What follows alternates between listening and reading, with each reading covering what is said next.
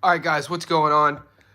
Good morning to everybody in Australia. Wednesday morning. It is 6:30 a.m. This will be my first live stream of the day. I'm going to go live again in about 5 hours. In between those live streams, guys, I am going to be uploading my edited analysis, breakdown, and prediction of the main event this Friday night in Coachella in Indio between Gucci Mane, Manuel Flores versus Jorge Chavez. So that is coming up next. I just uploaded on our channel yesterday my first Stats Don't Lie video of the week, breakdown, analysis, and prediction of a good fight, a main event in New York between Xander Zayas and Chino Garcia. So initially I was torn on that matchup in terms of where I was going with my pick and my bet, but after, I think I probably watched, sometimes we overthink things. I think I might have watched too much tape on Chino and Xander. Xander's only 22. So this is going to be a guy, in my opinion, each time he fights, at least within the next few years, if you're doing film study, it might just be worth watching his last fight in terms of coming up with an analysis. Because you get, you could watch veterans and you could, especially with a guy with their styles already developed, you really don't have to watch too many fights to kind of get a good inkling. Some guys you have to. Maybe they're unknown. With Xander, I feel every time he fights, he adds a little bit. As you guys are checking in, I appreciate you. All the Johnny Says Boxing Insiders. We launched our Discord just a couple days ago, and that's growing. The Discord group is a private VIP group. To get access to that, it's only a couple bucks a month. That link is pinned in all of our live streams.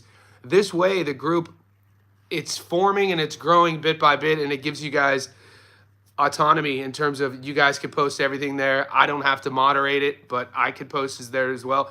Goat brought up a good point yesterday. Goat, if you want to put your, training up in that group as well, feel free to, because I'm also a coach. My bread and butter is strength and conditioning coach and boxing coach. If you guys have any questions about any of that side of sort of thing, from a programming side on your strength stuff to even a technical side, you could use that Discord group to ask me. You guys could use the Discord group. This is what I hope you use it for, to talk to each other, pick each other's brains on your picks, because sometimes you guys will talk me out of a bet that I want to put on this live stream, and then I'll listen to you, and then I win.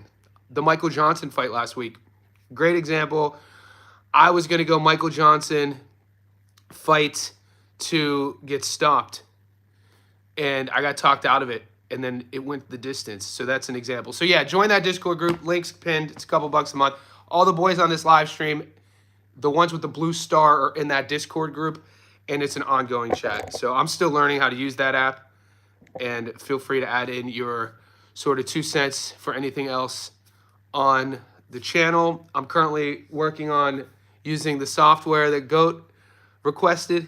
So right now I'm streaming on my iPhone. So the iPhone I have is the latest version. So the newer iPhone tech is great camera, great microphone, all that good stuff. But the problem with the iPhone streaming capability, it doesn't allow me to share a screen. So you guys, like right now I have my Mac and I have my sports betting app. And when I get into the nitty gritty of this video talking about the odds and building our parlays, it'd be good for you guys could see it on the screen. So I'm learning how to do that.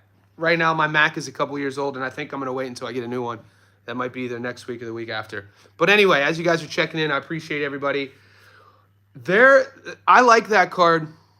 Iman, you got your third amateur fight coming up. Mate, dude, let us know. Iman, make sure, I see you're an insider. Make sure you join our Discord, because in that Discord group, we got a lot of boxers, amateur boxers. I know Kane, if Kane taps in on this live stream, you'll see Kane, C-A-I-N. He's an amateur boxer, younger. I think he's younger, late teens. He fights out of Australia. So use that Discord group to network.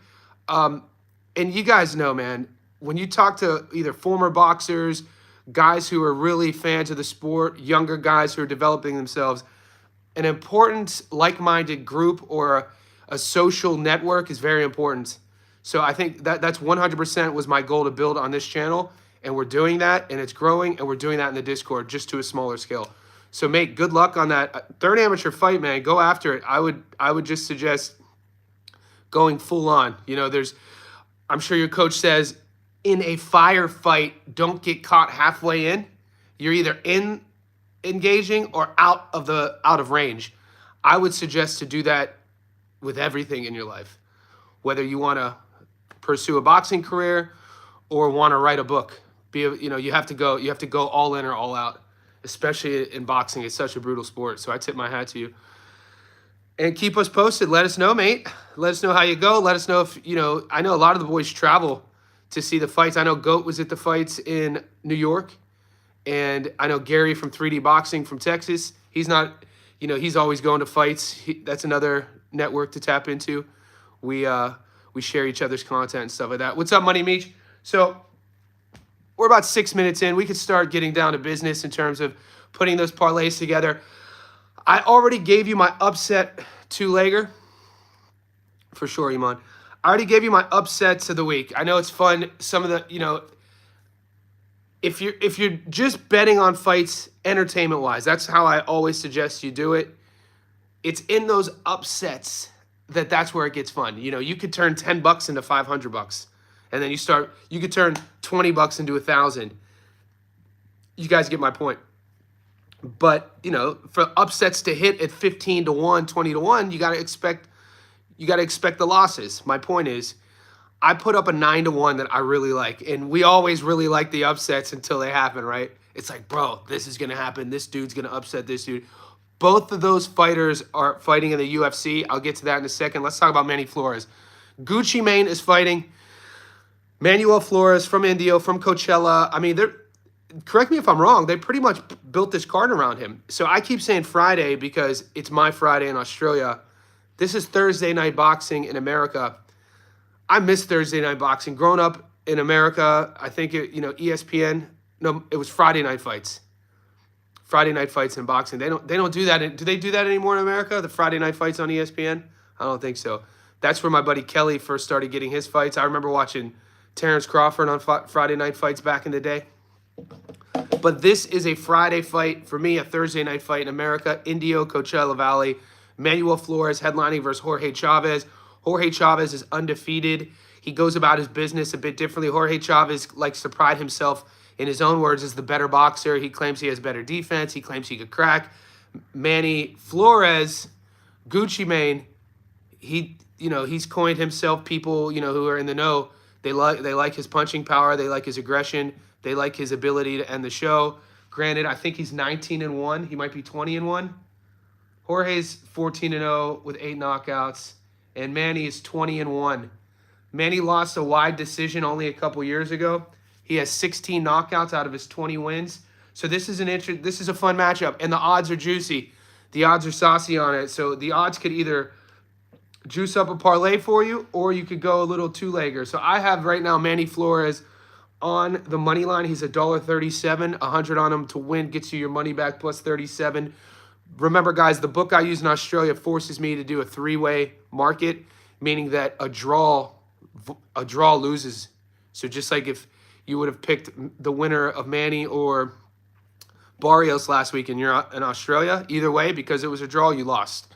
So that's why sometimes you see the odds are a little bit better on my end, but there's a double-edged sword to that. Draw 16-1. Jorge Chavez is a $3.45 dog. 100 on him gets you your money back plus $245. It's worth looking at your book. And look, Jorge Chavez is a live dog. He's undefeated. He's definitely going in there thinking he could win. This is going to be a pro Flores crowd, but it's in Southern California.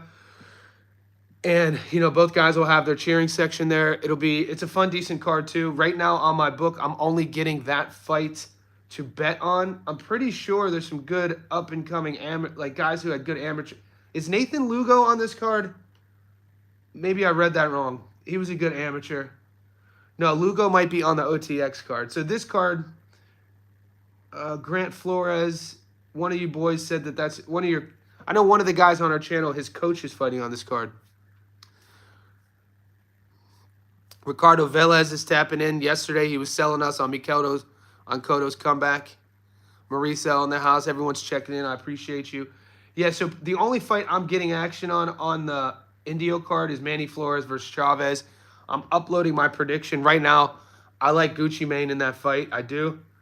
Let's look at the rest of this fights. We talked about all week Xander Zayas and Chino. If you want to see my prediction, it's on the channel. We could talk about that. I'm going to go to the rest of that Clarissa Shields card real quick in Detroit, because we know Chino and Xander are fighting in New York. We know Clarissa is fighting in Detroit.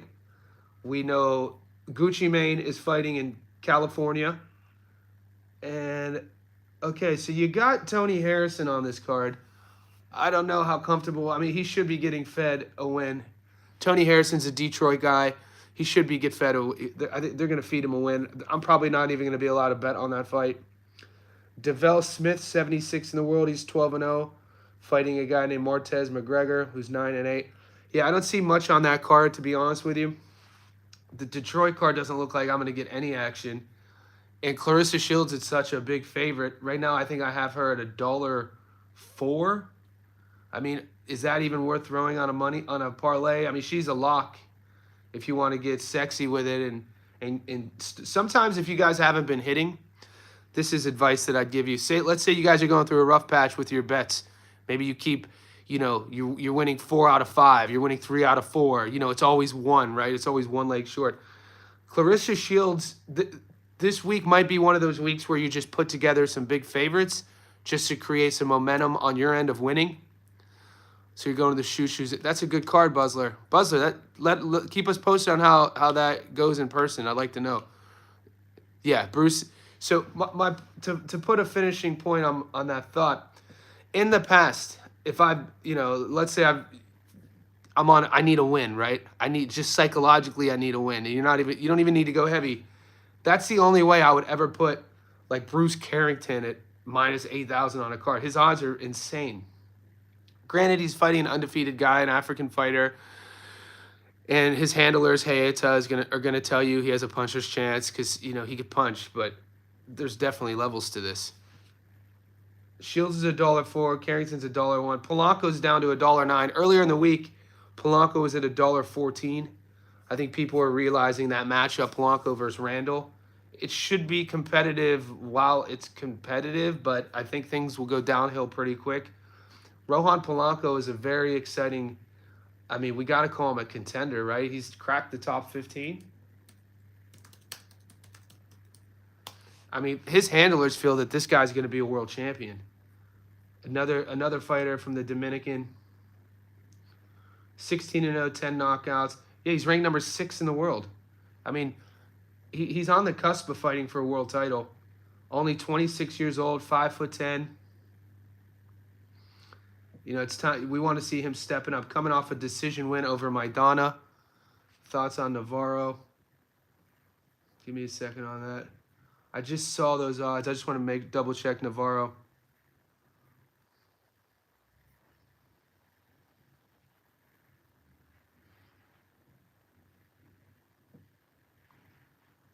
Oh, wow. I spoke too soon. The Tony Harrison fight did get added.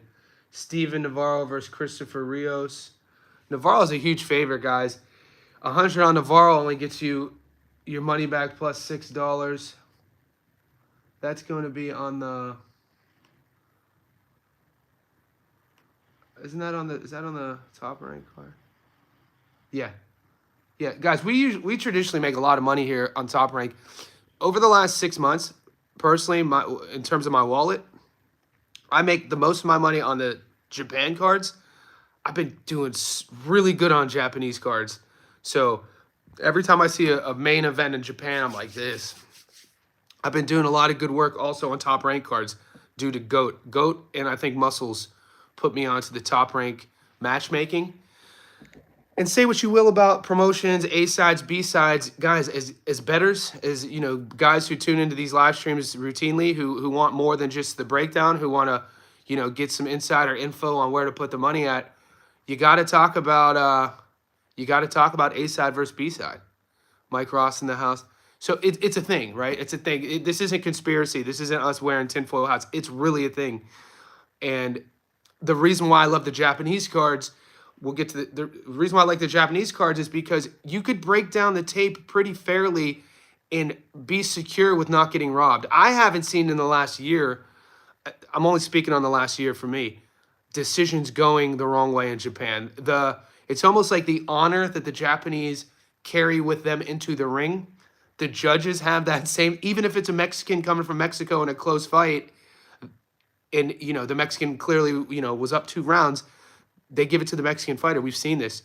So based on that, your due diligence, your film study usually pays off in Japan. The top ranked cards are a bit different on the other hand. The top ranked cards are more about matchmaking, A side versus B side, and seeing the wide odds. So figuring out, it's going to come down to, like right now, Rohan Polanco A side. People are kind of hesitant on Santana. Giancarlo Santana. I like Santana. Alameda has, when they look, Santana only has 14 pro fights. Alameda has over 30 pro fights.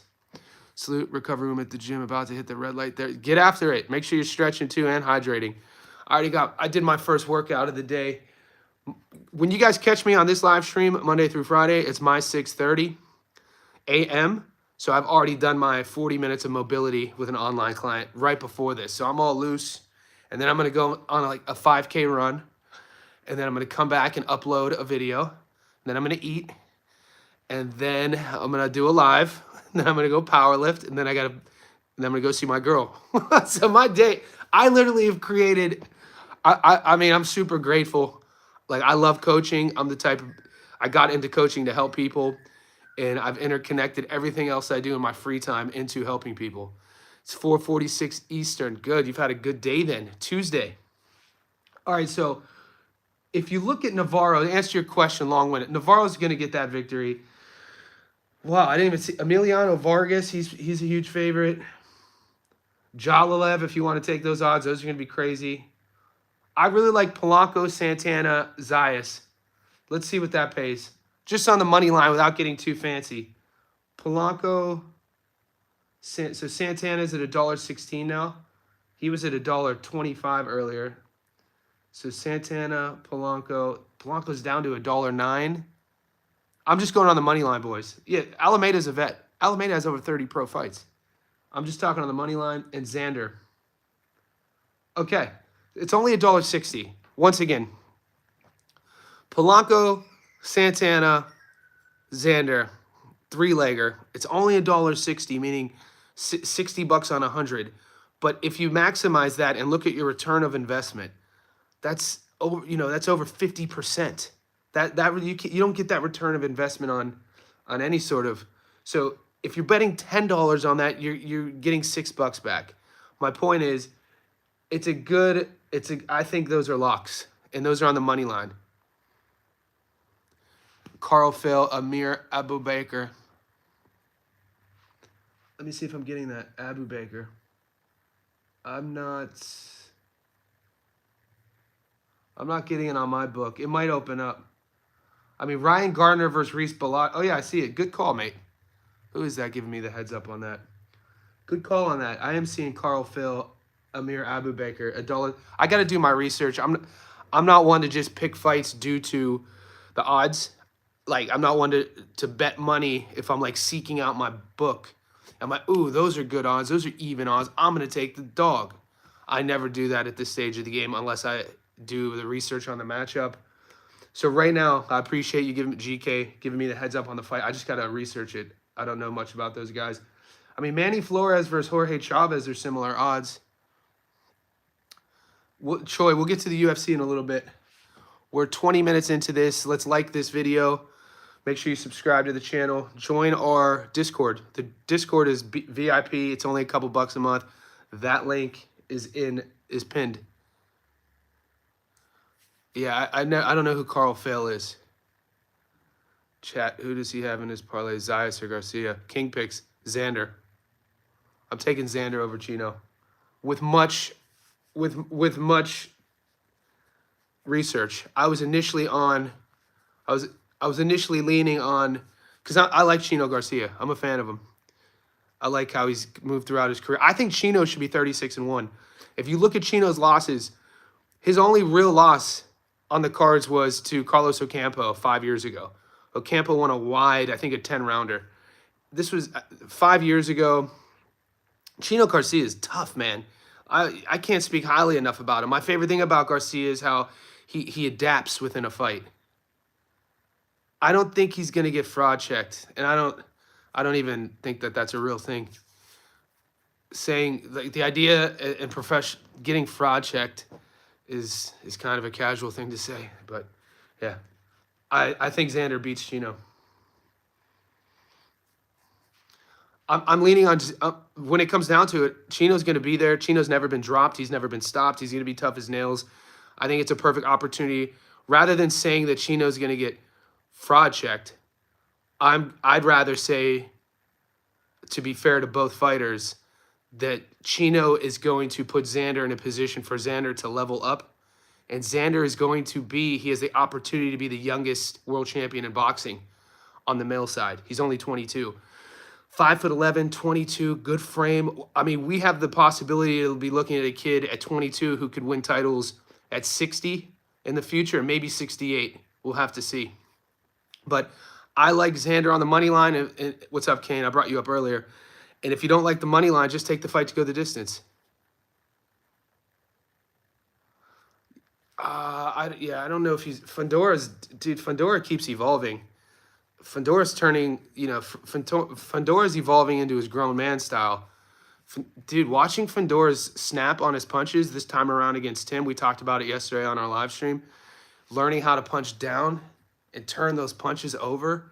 Yeah, Fundora's on his grown man. And he's, it's so easy for us to say, Tim should have worked the body. Tim should have, mate, you try working the body on a 6'6", massive, puncher who's flat-footed punching down on you. And he's learning to use that frame. He's not, like I said, there's certain taller, like Mario Barrios is 6 feet tall. Obviously, that's not 6'6", but for 6 feet tall at 147, Mario has fought at 140 before. Mario doesn't use his height when he punches. Not every taller fighter. You see a lot with taller fighters, they kind of match and mirror their opponent. Seb is like, kind of like how Tommy Hearns used to punch. Tommy was actually, Tommy had much more mobility in his movement, and Tommy is, I'm not comparing their careers or legacy to each other. I mean, the Motor City Cobra is one of my favorite punchers of all time. But when you look at Hearns using his length in terms of developing torque and power with that reach, Seb is learning to do that. He's still stiff. There's definitely rooms for improvement, but Xander's not ready for Fundora yet. I think if Xander answers these questions, I think Chino is a great test. A lot of the boxing casuals don't know Chino Garcia, so you're seeing like in the comments section, Xander's fighting another trash can. Xander's fighting another tomato can. It's like, bro, tell us you're a casual without telling us you're a casual. Chino Garcia, like I said, should be 36-1. Never been dropped, never been stopped. He totally neutralized Conwell's game plan. So one could say Conwell got fraud checked. I don't think so. I think with Charles Conwell, I'd rather use the word exposed. Sometimes a fighter's game plan, a fighter's success works until it doesn't work. And how is a young fighter supposed to know they're supposed to go to a plan B until they're forced to go to a plan B? Think about Zhu versus Murtazayev. I mean, granted, he had already lost to Fundora, but Zhu's style, fighting on the straight line, going in on a straight line, punching with a puncher, that worked for him until it didn't work against Murtazayev. Charles Conwell's style worked for him until it didn't work against Chino Garcia. And so I was more impressed with Chino and kind of taken aback that Conwell couldn't make adjustments in the moment. So that's the thing that when you're thinking about this matchup, Garcia, he's shown to have a high fight IQ. He's shown to have volume when he wants to on his front foot. He's also shown to be able to box off the back foot, fight in the clinch. He was smothering Conwell's work in the clinch that entire fight when Conwell was trying to over aggressively land big shots. And Chino never looked deterred. Chino never looked uncomfortable.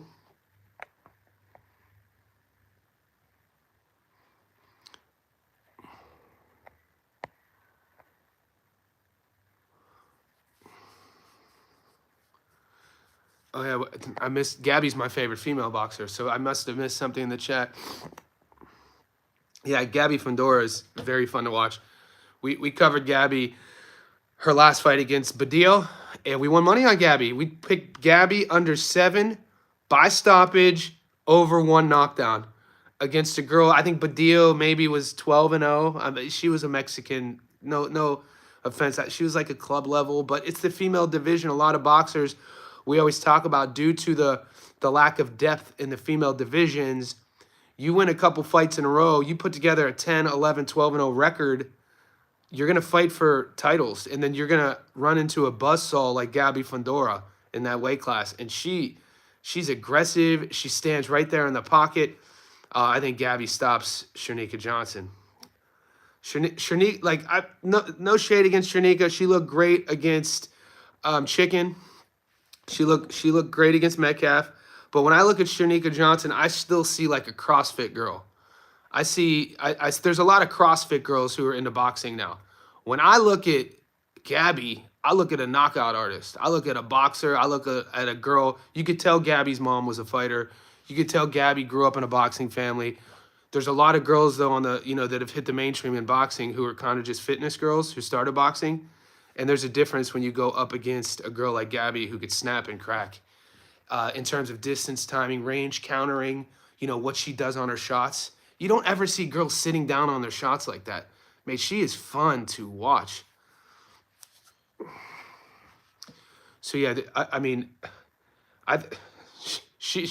how big of a star Gabby Fundora becomes is literally going to depend on her family, I feel. Sometimes that sounds crazy, doesn't it? Sometimes a family or sometimes a camp kind of holds their fighter back in terms of wanting to keep, not push them too far forward or not expose them to too many sort of nuanced distractions that may take away from their focus. That's kind of what I mean by that. Brian Gianella. Yeah, you're talking to the choir here, Aaron Gianella. Brian Norman Jr. We always feature him on the channel. Norman Jr. is, what's going to happen is Xander Zayas has the opportunity against Chino to do what Norman Jr. did against Cuevas and Sasaki and show that he keeps leveling up. Because Norman Jr. is a throwback. He's a throwback boxer outside of the ring, how he carries himself. He's a throwback boxer, how he boxes. I look at Brian Norman Jr., mate, with his hooks. I see flashes of Joe Frazier. And I know Frazier was a heavyweight. Frazier was a small heavyweight. Frazier had one of the deadliest lead hooks of all time. Just in terms of how Frazier was so hell-bent on mixing it up and landing his power shots. I see some of that in Brian Norman Jr. And at 147, at only 24 years old, Brian Norman Jr. is a problem. I mean, everyone could talk a big game, and I know a lot of the loyalists, there's a lot of contrarians in boxing, meaning that it's part of our sport. If there comes a guy who breaks through out of nowhere, who becomes a champion, and then he starts challenging a guy who's been there for a little longer, no matter the guy who's been there for a little longer, no matter their path, there'll always be fans who cheer against the newer guy who's popping through. And this is what we're seeing online with Devin Haney's. People went from hating Devin Haney, which I don't understand. I understand people who are haters. I don't. To now defending him against Brian Norman Jr. And you could talk all you want. You could hype a fight up all you want. The truth is, if that fight goes down in November, Devin Haney is going to have to punch with Brian Norman Jr. Brian Norman Jr. has legit world-class hand speed. Brian Norman Jr. has better feet than people think. Brian Norman Jr.'s mindset is he wants to get into a dogfight. He was the first guy to stop Cuevas. Cuevas was supposed to be a challenge. We have to remember Alex Rocha, he was the favorite against Gio Santillan. Santillan went in as the underdog and won that fight. Santillan goes in as the favorite against Norman. Norman was the underdog. Norman goes in and wins that fight. And then Norman went on to beat Cuevas. Cuevas was supposed to be the bigger puncher. Don't rewrite history, guys. Don't rewrite history now because Norman's a champion. You guys say he hasn't fought anyone. Do your homework. And then going into Japan, this kid put his hand up as a 24-year-old and traveled to Japan to fight Jin Sasaki. And you guys, when I was doing my breakdown, some of you boys were picking Sasaki, so don't front on that either. So I keep all receipts. And we called Norman Jr. for what it was. We called his hand speed. We called his power. We called the finish. I called the round. We hit huge on that. And Sasaki's aggression and his power worked against him. Devin Haney poses a different, obviously, puzzle to solve. But to think that Brian Norman Jr. is one-dimensional and that he can't solve that puzzle is that. I mean, where it stands now, I mean, I think Norman Jr. would stop Haney, right? I mean, that's not my official prediction. I think Norman Jr. would give Haney everything he wants. Xander may lose and Pac-Man may lose. Pac-Man? Are you in a time machine? Chino's worse. Goku, we read that, mate. Goku. Did you... hot take, and I think Conwell was seriously overrated. Yeah. Yep. GOAT, 100%. I feel you on that. Except for Matthias. Except for Subriel. DJ. This fool's in a time machine. He's like, yo, man, I think Pac-Man might beat Barrios out here. What are we talking about out here? If Haney loses, I mean, what is Devin's only 27? He's still young. You just got to question how much does Devin want it. He's talking a better game. There's no... I don't think anybody would sit here and suggest that what you hear out of Brian Norman Jr. is fake. Boxing. Yeah, Haney, I get it. I think something that's important to talk about, though, is when you hear Devin Haney speak, when you hear him hyping up a fight, when you hear the words that come out of his father, it's tough to believe that he believes everything he says. But then you have fighters like when you hear Brian Norman Jr. speak, I don't think anybody would say that he doesn't believe everything he says. My biggest Shushu by decision. I'm not getting options on Bruce Carrington for method of victories. Guys, Bruce is such a huge favorite against the quote-unquote big puncher from Africa that they're not giving me options. So if he's $1, guys, Carrington, I'm high on Carrington. I like that whole division. I like 126. My favorite guy at 126 is Espinoza. I think that Rafa Espinoza is a nightmare. I want to see Espinoza versus Carrington at 26. But I want to see... We'll see what Inoue does. Johnny, no front. Copyright that. Yeah, we're only in July. There's so much to talk about, I know.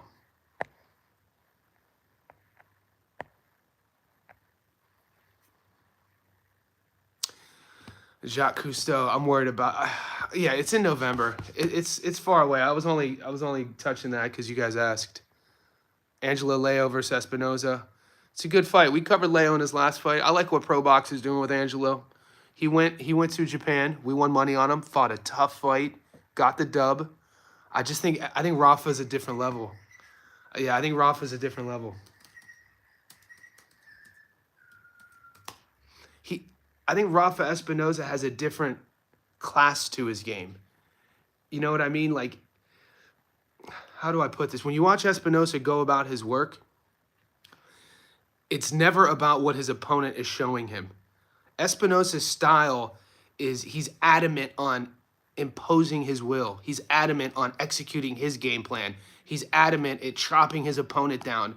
And that's a joy to watch when it's done successfully. Sometimes when you watch Leo, he still kind of looks like he's figuring things out in there. He's sort of match and mirroring his opponent. He's fun to watch. Like I said, we feature him on the channel. I think it's a bad matchup, Espinoza versus Leo, though.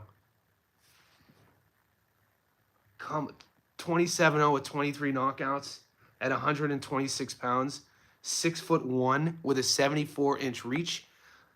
When you're watching Espinoza fight, and you're seeing him cut the distance, and he's in the pocket throwing those uppercuts like that. Like those guys at 126 have never been hit with punches coming from those angles. So like, if you look at punching as physics, angles, distance from where the punch is being thrown to where the punches land. Similar with Seb punching down, similar sort of thing. King picks, what's up, buddy? Crawford versus Canelo. That's in September. We got to start thinking about it. I've been thinking about that fight since Crawford asked for it 2 years ago. Let's go over something real quick, though, because we got into a debate last night with Nick Ball and Sam Goodman. I was kind of shocking some of you guys with how I was predicting that fight to go down. So 126, no, you know, whatever you think about BoxRec's algorithm, however they go about their business, 126 right now. Rafa's at 1, Nick Ball's at 2, Fulton's at 3. People kind of sleep on Fulton, mate. I mean, after watching Fulton, his last performance against Figueroa, I was like, I thought Fulton was going to be checked out, by the way, here. But then I saw his performance against Figueroa, and I'm like, damn, Fulton still, people still have to answer a lot of things when they fight Stephen Fulton. Luis Nery at 4, Brandon Figueroa's at 5, Angelo Leo's at 6. We just saw Picasso at 7, Robesi's at 9, and Shushu right now is at 12. I mean, Nathaniel Collins is at 16. Nobody talks about Nathaniel Collins. We feature Nathaniel Collins on the channel. He fought Lee McGregor. I don't know. You know, right now he's still kind of a domestic guy in the UK. He's a fun fighter, though. I think he's undefeated. Yeah, 17-0. So 126 has some interesting names. Fulton versus Shaky. Yeah, Fulton has a fight coming up, right? I know, nothing's in paper. I thought Fulton was supposed to fight. Yeah, so he's 2-0 since the Inoue loss.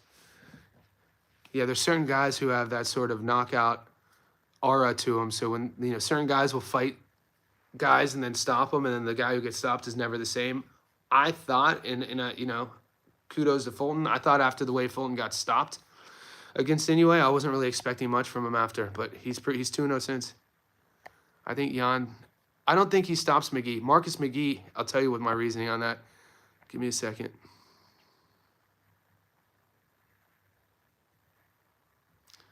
Dude, just give me 1 second before you guys bait me into, I guess we are for 40 minutes in. I'm currently, boys, getting baited into a UFC debate, so give me a second. I'm still looking at 126 pounds in boxing because we're talking about Rafa Espinoza, but you guys are talking about my upset of the week with Marcus McGee.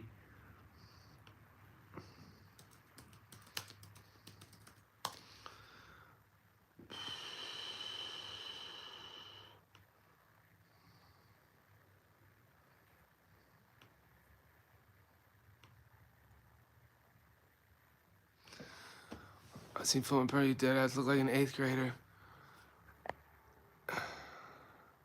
You think Goku? Then take Yan. I mean, Yan, in my opinion, is super. I love that ass whooping anyway. Put on Fulton. I'm from Philly. I was eating some.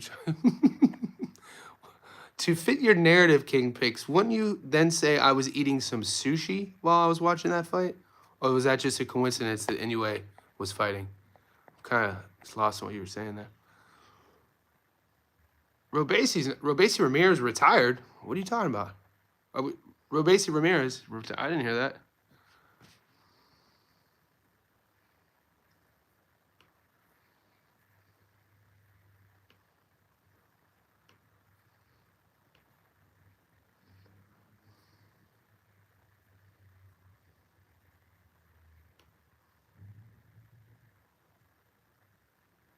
Maybe he did retire.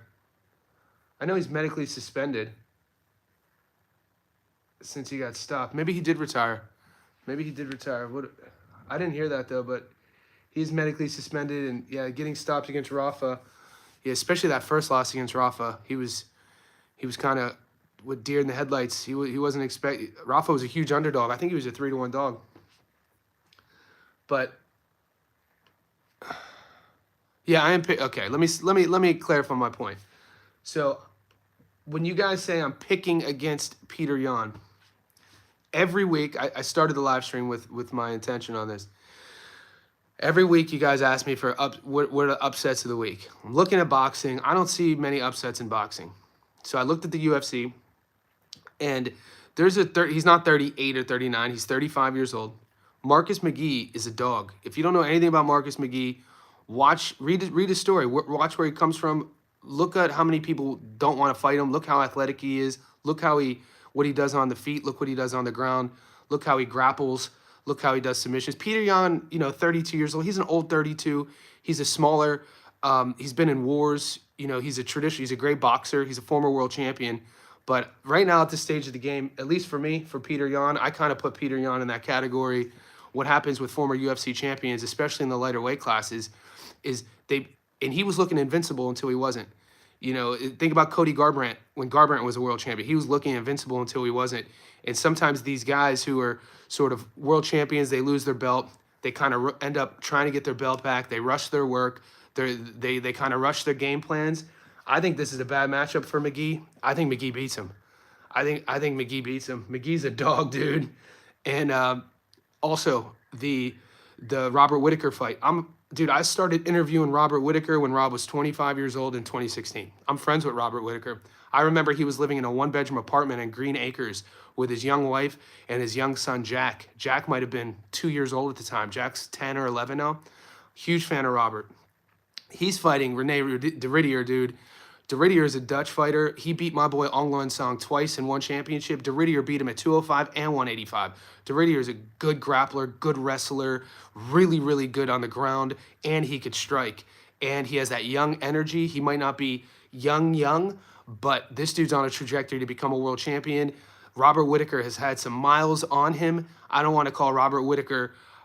He's not done. He's going to be a tough fight, but look at the fights de Riddier fought against Ong Luan Song. Ong Luan Song is one of the greatest fighters you guys never heard of. He's from Yangon, Myanmar, two-weight world champion for a long time for one championship. He lives in Florida. He's been with the Black Zillions his whole career. He's a beast. He's always in Josh Van's corner. You go to Yangon, Myanmar, you'll see a 30-foot bronze statue of Ong Luan Song. He's a freaking legend. And de Riddier beat him twice and took both belts from him. And that's when I was like, holy shit. And so those are my two upsets. De Riddier against my boy Rob, and I like McGee to beat Yan. I'm just saying, and these are they're underdogs. So I'm not telling you, that's my reasoning too. I'm not just saying because the odds are in their favor. I was shocked to see McGee that big of a dog. Yeah, and Rainer, man, De Rainer is a dog, dude. Those are some good fights. Boxing fan. Yeah, so good point. Join the Discord, guys. The Discord, Johnny says Boxing Insider. Pinned in the comment. Then, you think McGee gets smoked? That's fair. He could get smoked. Has there ever been a time that you like it? Yeah, great question. So, I like the UFC more than boxing from 2010 to 2015. Basically, when my buddy Kelly, when my boy Pavlik retired from boxing, Kelly retired when we were 29. We were 29 or 30 because he had a seizure. So when Kelly retired, and up until that, I was, at every fight. I was at every fight and I was living in LA at the time, from the, who was the kid he fought? Max Sertuche fight. I was at the Max Sertuche fight, to the Edson Miranda fight, to the Jermaine Taylor, the first fight. And then when Kelly retired, I kind of was like, And so I had always watched MMA, though. I've been watching UFC since Jump.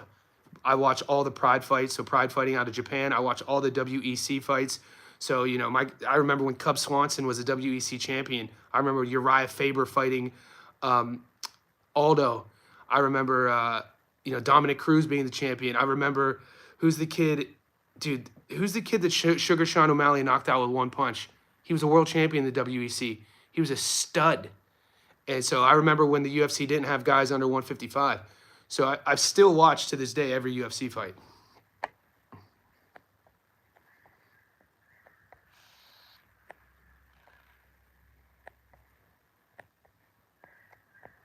Carlos Leo's a dog, but Salikov, isn't that the king of Kung Fu? Is Salikov the king of Kung Fu?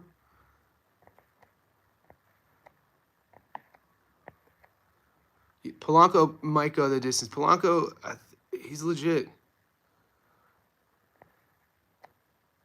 I lived in Long Beach. So I lived in Long Beach, California, the 562 for about 7 years. Right on the border of Long Beach and Seal Beach, so Belmont Shore. So if you're gonna live in LBC, if you ask me, that's where you live. It was one of the best times of my life. I worked at a Latin nightclub going to school. Did you hear about Dubois' party? Yeah, I did. What's up, Ja? Guys, Daniel Dubois had a party. There's footage of it before the Usyk fight. But this is nothing new, guys. This is a famous Hollywood trope. If you guys are, it's a archetype. We've seen the storyline in movies. The athlete gets the opportunity of a lifetime. The fighter fights the biggest fight of his life, and the night before, he can't control his nerves, so he goes out and gets hammered, or he goes out and, gambles. He goes, whatever it is. It's a popular Hollywood trope in movies. So you see this all the time. This comes down to Dubois. It's a discipline thing. It really is. It's a discipline issue. And I know the opposite argument to that would be everybody handles stress differently. You have got like Daniel Cerrone, Cowboy Cerrone was famous in the UFC and the WEC for during fight week, skydiving. During fight week, 3 days before the fight, he'd be jumping off of cliffs. And, he famously gave an interview back in the day talking about this, how he'd be so nervous. He didn't know how to control his nerves for fight week. He had to do something that scared him to help level the nerves out before the fight. This Daniel Dubois thing's it's kind of akin to that, but the delivery is different. Dubois is more self-sabotage. I wasn't there. I haven't seen the footage. I don't know if Dubois was drinking or partying, but if he had a party, to me, that sounds like he wanted to create a built-in excuse for if things didn't go his way, that he'd be able to reason with himself afterwards if things didn't go his way.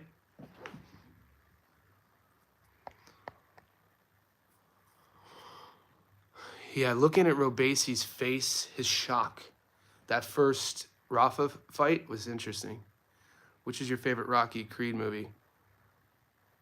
I mean, I would initially jump on boxing fan. My favorite Rocky movie, I would probably back in the day would have said Rocky IV in Russia with Ivan Drago, just because the soundtrack was so lit. But storyline, man, the very first one is so powerful.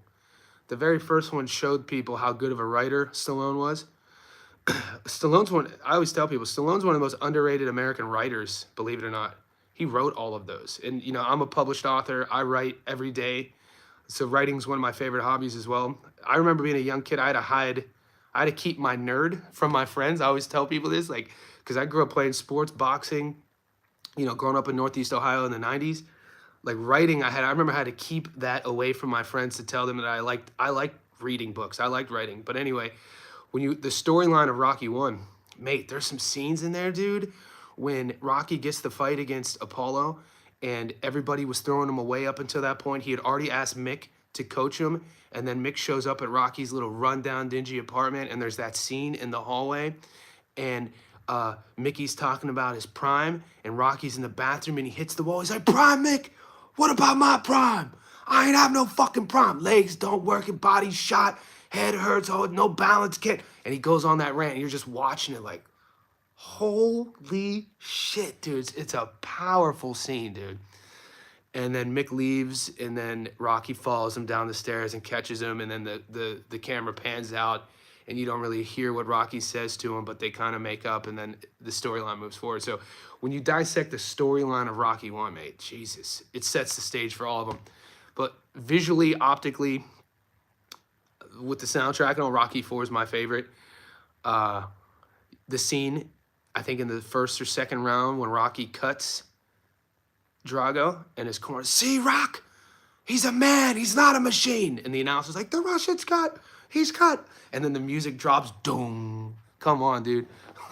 I saw Rocky 1 for the first time before my semester coming back. I've been forced to take a gap semester. Yeah, and the movies hold up. But then, Rocky 2, the rematch with Apollo, starts getting a little bit of money. Rocky 3 with Mr. T. that's a classic trope. You know, Mr. T, the fighter, nobody wants to fight, the dangerous puncher, showing up at the press conferences, showing up. Shannon Briggs took a little page out of that book.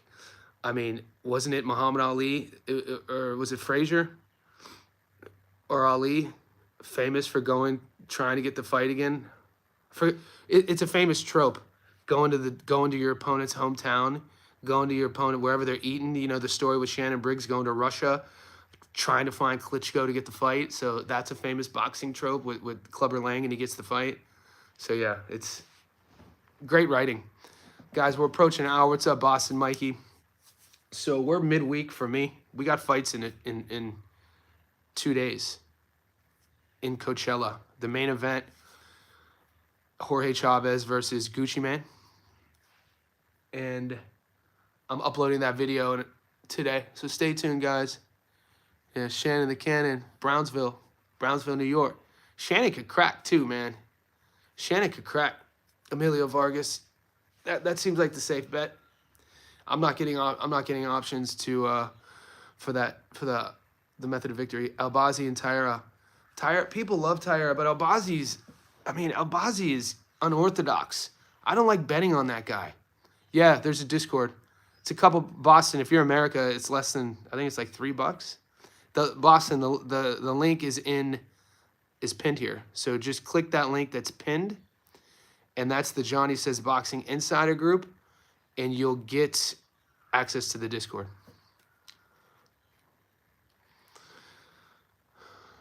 Yeah, next year. Yeah, and even before he had the surgeries, Choi, I don't like betting on that guy. There's certain fight we all have. If you're betting on fights, there's certain fighters that you guys probably avoid. So, Albazi. Oh, you guys getting the odds on Emiliano right now? You guys are talking about Emiliano. Yeah, Emiliano's $1.04. He's fighting Espinoza 13-1. The top ranked card always has these wide odds. If you throw, yeah, there's a 4-legger, $1.67. I'm gonna use Muscles analogy. 10,000 on $1.67 gets you 6,700 back. So if you take Carlos Santana, Rohan Polanco, Xander Zayas, and Emiliano Vargas on the money line, it's $1.71. Hell, 10 grand gets you 7,000 back. You would probably still be sweating some of those fights. Dude, you're always going to sweat a fight. Even if it's $10 to win 300, you're going to watch those sweating. So there's never guarantees. I don't know if you guys are listening to anybody who say that they have a 100% strike rate predicting fights. Nobody does, unless you have a time machine. One of the boys in this chat is in a time machine because he commented a little while ago about he thinks Pacquiao's going to beat Barrios. Yeah, Carlos Santana, Johan. That's what they call him. Blue collar. Do you not know what I'm talking about? That's what they call him, right? Jan Carlos Santana Guerrero. They call him Carlos Santana. We had a Carlos Santana who played for the Indians. So I'm a diehard. I played baseball in college, and I'm a diehard baseball fan. I'm a sports fan, but I'm a Cleveland sports fan. So we had a Carlos Santana for a while. And everybody, he's obviously a great musician, legendary. But yeah, so we are approaching 54 minutes. Guys, do you guys want me to feature? I got about 3 days to do breakdowns. So I'm uploading the Jorge Chavez versus Gucci Man fight today. And then I'm going to do my due diligence and do the Bellotti. Nobody's talked about the Brits. Bellotti versus Reese Bellotti's fight. He's the underdog versus Ryan Gardner. Are you guys interested in that fight? It's because I'm in Australia, I kind of have equal amount of UK subscribers to Aussie subscribers. So I always give the Aussies love and I always give the Brits love.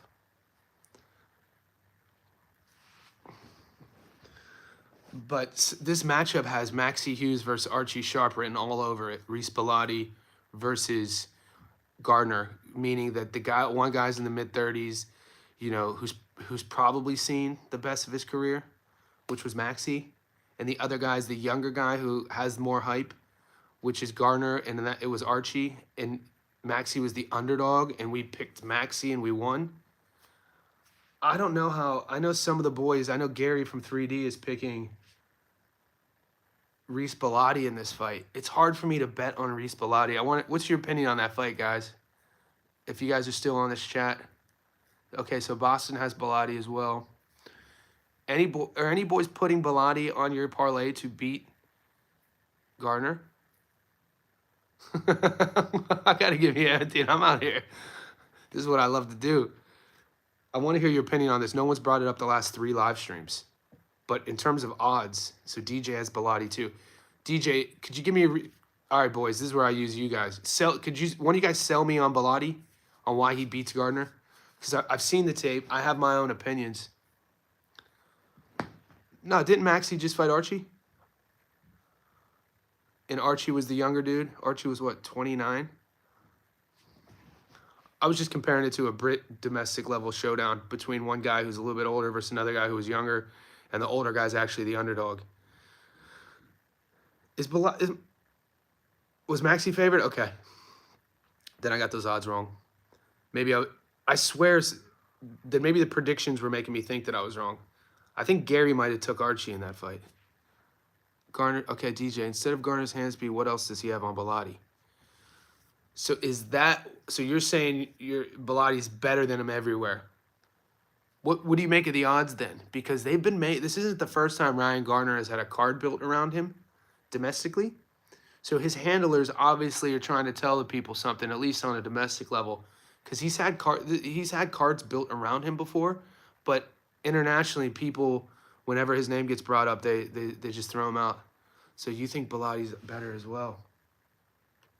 That's wild. So one of my favorite UK channels, he has like 49 subscribers, and he doesn't show his face, but he's a beast with his breakdowns, dude. He's a beast. His name is, I don't even know his name, Axel. he has 10 views on his videos, but when I'm doing my film study on the Brits, I watch his stuff, and I'm like, bro, this dude's a beast. How's he only have like 70 subscribers? But he does the Brits pretty well. And so he's taken, yeah, it's weird. A lot of the Americans are taking Bellotti, but I'm seeing a lot of the Brits taking Gardner. We did lose Berlanga, but we won also. Yeah, Gasville, we still won on that fight though, mate, because we took the fight not to go the distance at $1.90. He's on Berlanga, Shiraz. We hit huge on that prop bet. Gardner throws wide punches and gets countered a lot. All right, it's interesting. Not Ghostface Boxing. His name is Axel. Axel 72. Bellotti has some pop. All right. You guys actually have that. So you have Bellotti on your parlays? Boys in the Discord, let's continue this chat in the Discord. So if you want access to the Discord, guys, and get our, the insider info, a lot of the boys with the blue stars, click the link in this chat. It's a couple bucks a month. You become a Johnny Says Boxing Insider. You get access to the Discord. So, TJ's Chilltown. So TJ says Gardner. And I wonder if that's because he's listening to the Brits too. Because the Brits are saying Gardner, but the Americans are saying Bellotti. Okay, Boston. All right, it's going to be interesting. I'm going to do my own. Okay. DJ. Yeah, because a lot of you guys have different names. Wu-Tang in the house. Cash rules everything around me. Cream, get the money. Dollar bills, y'all. I got Insta. Type in my name on Instagram. JONNYSTOFKO. If you follow me on Insta, you have to send me a DM because there's a lot of people on there. You just have to say, hey Johnny, it's so and so from YouTube. What's crack-a-lackin'? And then I'll follow you back. Okay, guys, we're approaching an hour. I'm about to upload Gucci Mane, and stay tuned. I'm gonna go live one more time today. We're gonna really get into the Jorge Chavez versus Manuel Flores fight. We're gonna get into this Bilotti because the money's good, guys. Just because it's not a mainstream cracker, these odds are nice. Bilotti versus Gardner, so that's why we should look into this. It's why if you're looking at it from an economical standpoint and looking at it from like winning and you know, doubling down on fights, it's a good fight to win money on. So we'll see what happens. BNJ always wins us money, CQs. All right, guys, stay up. I appreciate the support. Like this video. Get access to the Discord. The link's pinned in the comments below. Subscribe if you haven't. Check out my last upload under fight predictions, the Stats Don't Lie video, my breakdown of Xander Zayas versus Chino. And I'll be seeing you guys in about 5 hours.